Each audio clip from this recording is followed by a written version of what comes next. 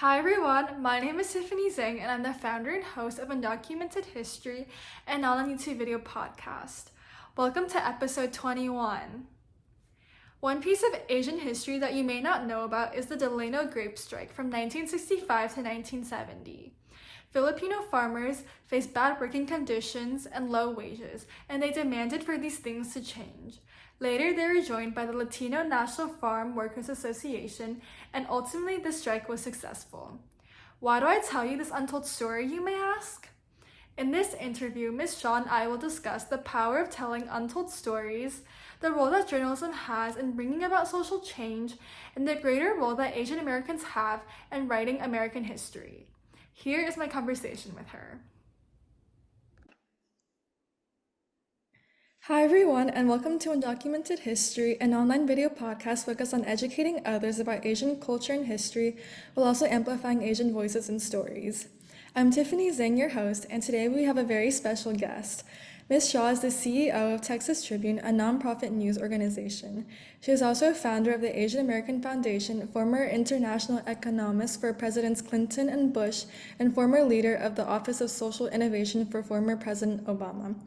Ms. Shah, thank you so much for being here today and taking the time to join me. Before we start, is there anything else that you want to add regarding to what you do and who you are?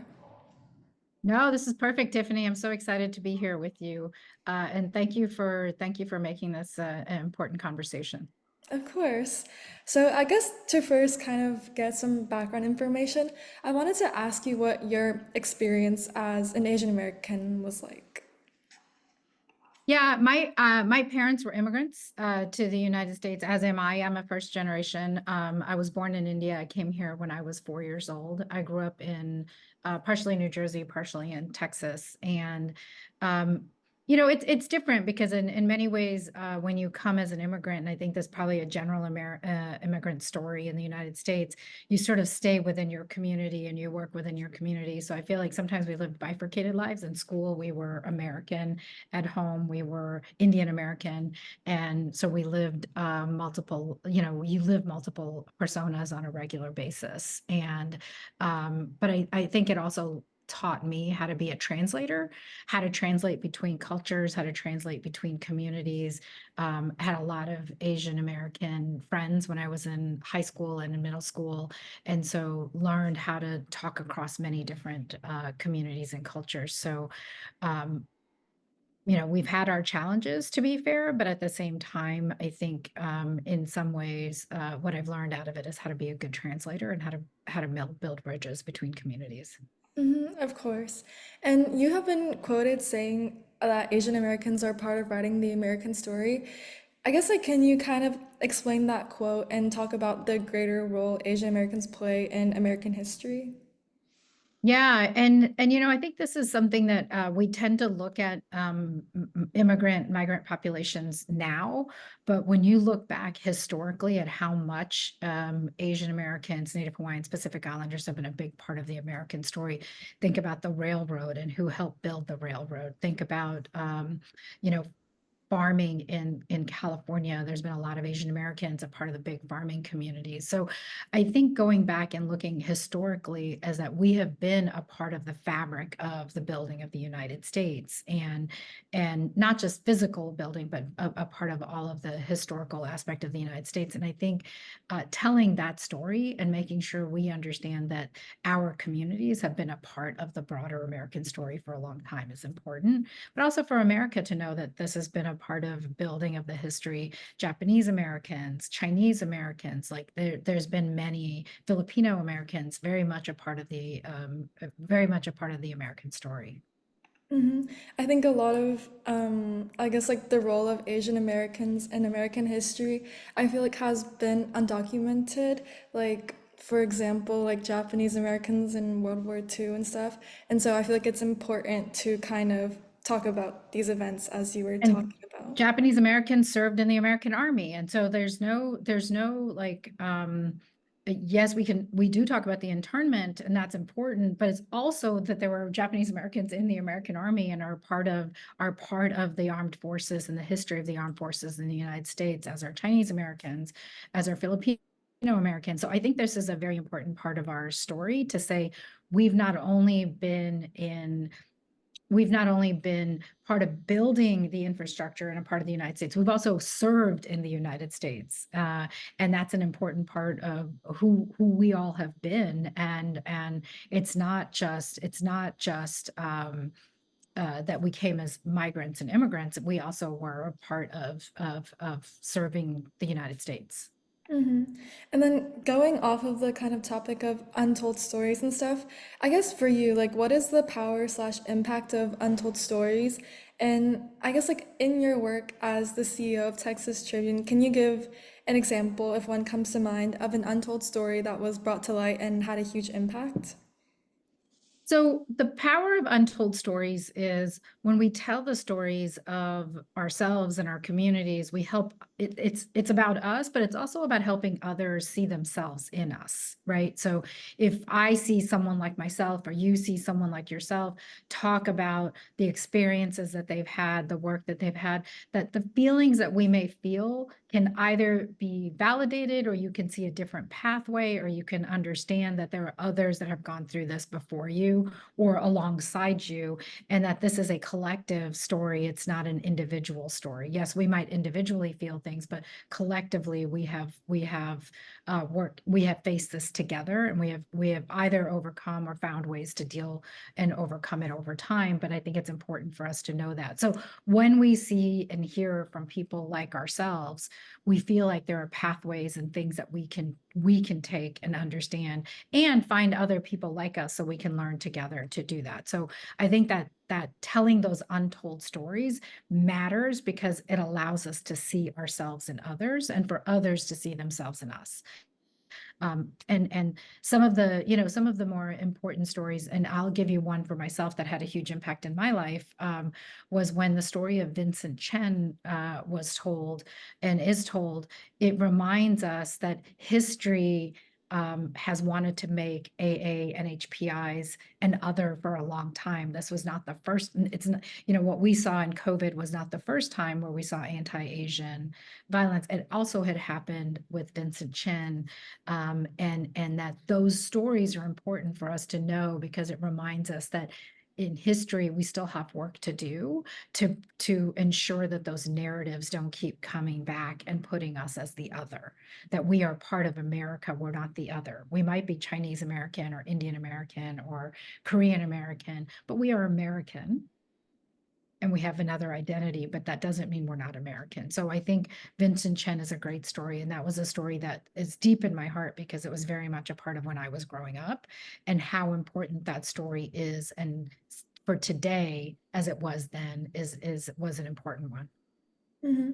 And I think a lot of these untold stories can be brought to light with journalism. So I guess to you, like, what does journalism mean to you, and what is its role in bringing about social change and delivering the truth to people? So, for us, the Texas Tribune is, we want to give information to communities so people can be civically active. Democracy is as good as people's civic actions and participating in the communities at the very local level as well as at the national level. And I think the role of journalism is making sure we are providing validated, reliable information to communities. Today, I think we mix the concept of what is information and what is news. And our job as journalists is to make sure we're providing news, not just information that gives people context and ability to understand what's happening, but also giving them the details of like how they can actually participate. What can you do? How do you do that? And so making people feel empowered that they have the information and they can act on the information. And I think that's important in journalism. And I think journalism's role in society is not to be everybody's friend. It's to be able to tell the truth and to be able to tell you what's happening. We may not like it, but to be able to tell it is important. And then what people do with it is up to them. But our job is to give you the facts and the information that is reliable and credible so you can do something about it if you choose to. But that's the important piece of it. I think sometimes we're looking for journalists to be friendly and to do everything to promote everything everybody wants you to.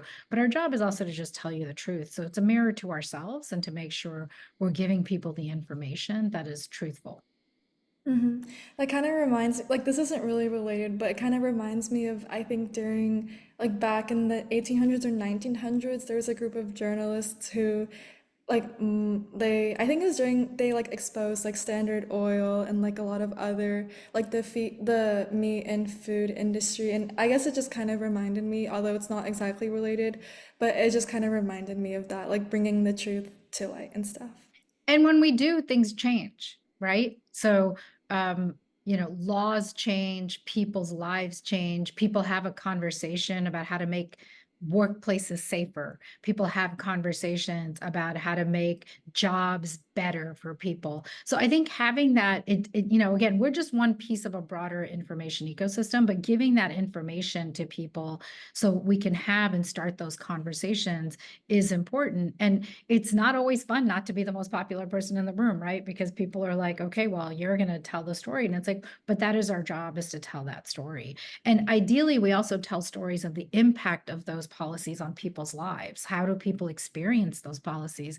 Because if we don't see ourselves in people, to your earlier question, then we don't relate to it. So we tell complicated stories in ways that people can understand. hmm And then, kind of going off of the things you said in the beginning about making sure you deliver credible information and news and like facts and stuff, how do you build up credibility as like a source that people go to and ensure that the Texas Tribune is not spreading like misinformation? Yeah, our job, and I think it's important for many to understand that journalism isn't just we found a person and we wrote the story. We talk to many people. We hear what they all have to say, and then we try to craft a story that says, okay, is there something here we can write? And once a journalist write it, that an editor looks at it, another editor looks at it. It's validated at multiple levels to make sure, was this a credible source? Did we make sure we're quoting those sources properly? Are we making sure we're not harming anyone if we're quoting them? Like, all of that matters. And so when we think about writing these stories, we're actually take time to actually build the story, understand the story, and make sure it's a factual story that we're telling. And that is why credible, reliable information is important in what journalism does. We don't just take a video and post it. We actually, if we took a video, we're actually going to understand who's in that video, what was being said, what was the context in which it was said. And that's why information and journalism are different things. We provide information that has been validated and is reliable, and we put context around it. And I think that that is our job. That is something we could probably do better, to let people know how we did something, as opposed to that we told the story. And that's something that, certainly we can do, and let people know what that happens. But when I think about the Texas Tribune in Texas, we think about building trust with people in sort of three ways. One, giving information and good journalism to communities that is factual. It's not opinion, it's not editorial. We're not trying to tell you an opinion. We're not telling you how to think. We want you to have the ability to take that information and do something with it. We do events to allow people to participate with us when the journalists are interviewing candidates, or they're interviewing legislators, or they're interviewing CEOs, but to give them the opportunity to have those conversations. And then the third is making sure we're taking feedback from people when they give it to us. If there's something that they didn't agree with or disagree with, we do follow up with people, because we do think it's important to take people's questions and concerns and take that into account and understand what it is that someone's complaining about. But I think that our audience matters a lot to us. Who's reading us? Why are they reading us? What are they learning from us? What are they saying about us? It's actually a really important part of what we do. hmm Yeah, I think that's especially so important because I think misinformation and also disinformation can be used as kind of like a weapon to manipulate the population. And so I guess going off of that, like how is the Texas Tribune preparing to cover the 2024 election and what kind of, I guess, like unique perspectives do you hope to bring to your audience? What we hope to bring to our audience in Texas is a Texas perspective of, what are our legislators doing? What are our, legislators in Congress, but also legislators in Texas? How are they thinking about Texas? And what does it mean for us if policy A gets implemented versus policy B gets implemented. How should people think about what it means in their lives? But giving that information. So we'll do three things. One, we'll do voter guides to give people information on how to vote, where to go, where are the polling stations? How do you think about that? So we don't tell people who to vote for. We tell people how to get there to vote, and what does that look like? Two, we're going to cover the stories of Texas, the stories of the issues through a lens of Texas. So the border, what do Texans think about it? What are the challenges Texans are facing? How are they thinking about it? So really telling that story from a Texas perspective. And then three, making sure that we're putting Texas into the national context of like, what does it mean when legislators are saying this, and how are they going to think about it from a national policy perspective? So we're thinking about it from multiple ways, but most importantly, we want to make sure we're giving factual information and not misinformation. So what we want Texans to take away is, if you're looking to see if something is true or not, come to us first. So because we're going to do our homework to make sure it's factual information. That's great to hear, and I am sure that the Texas Tribune will give a lot of credible information that will be helpful to people when reading about the 2024 election. And I kind of wanted to end our interview with a few last questions about Asian Americans in journalism. So, what advice would you give to young journalists, especially those from underrepresented communities who aspire to have leadership roles in media? Sorry, can you repeat your question? I apologize. No, no problem.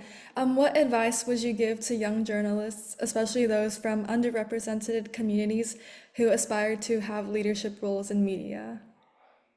I'd say, first of all, we need more journalists that are Asian Americans. I think it's important, and I hope more Asian Americans will go into wanting to be in part of the media and part of journalism.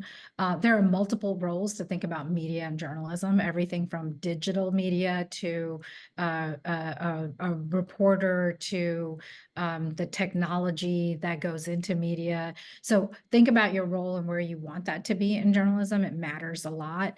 And then three, please know that if there's ways that we can be helpful to you as those of us in the media to help you as you think about your career, there are many of us that would love to support young journalists. And finally, I'd say look at AAJA, the Asian American Journalists Association. It's a great group that is providing, that creates a community around journalism and Asian Americans, and an organization I hope everybody knows about. Of course, and AAJA will be linked in the show notes if anyone wants to check that out. And I also wanted to talk about the portrayal of Asian Americans, I guess. Like, what challenges do you think that Asian Americans face in the media industry today?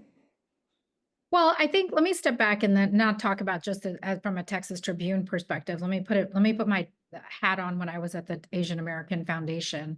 I think sometimes Asian Americans are put into certain categories, and we're sometimes, many times, mischaracterized as just the model minority. And I want your community, especially Tiffany and others, to hear that we're not a model minority, right? We might statistically do better than others in certain areas, but across the board, there are poor Asian Americans that are middle-class Asian Americans. There are many that are struggling also to make it in their lives, and that it's easy to just look at statistical numbers and not think about the whole story of the Asian American community. And so what I hope people take away and recognize is that we're not one minority and we're not one monolith. We are over 40 different ethnicities with many different languages, and we fall within a category across the spectrum, just like every other American in many different places. So I think sometimes we get characterized as a model minority myth, and we're not a model minority myth in portrayed in the media, but we are very much a part of everything. We are in the military, we are in public service, we are small business owners, we are workers in communities, we are laborers in many places. So there's many places that Asian Americans are in, and what I hope is we can be seen as more than just a model minority myth. hmm And also, I think that there's maybe a little bit of an issue of lumping all Asian Americans together when collecting like health data or other statistics because people who do statistically have better like health or something, it can very easily overshadow the ones that need help. Yeah, and looking at populations and more micro levels allows us to see populations slightly differently. When you disaggregate data, you get to see, and when I say disaggregation, which means understanding what, the Hmong community might be facing versus the Indian community versus the Chinese community, we see a lot of differences. And what we can find, for example, in health is maybe some medicine works in in one community, it doesn't work in another community, but there might be other communities that are facing the same things if we are able to disaggregate that data. And that's important for us to be doing. And so when we do that, it allows us to see ourselves in our fullness and to see that we are not the same. So thank you for bringing that up, Tiffany. It's an important question. And it's an important point. Of course. And that was kind of, I guess, the end of the interview. So thank you so much to Miss Shaw for letting me interview her. It was such a pleasure and an opportunity. And yeah, I guess I'll see everyone next time. Bye.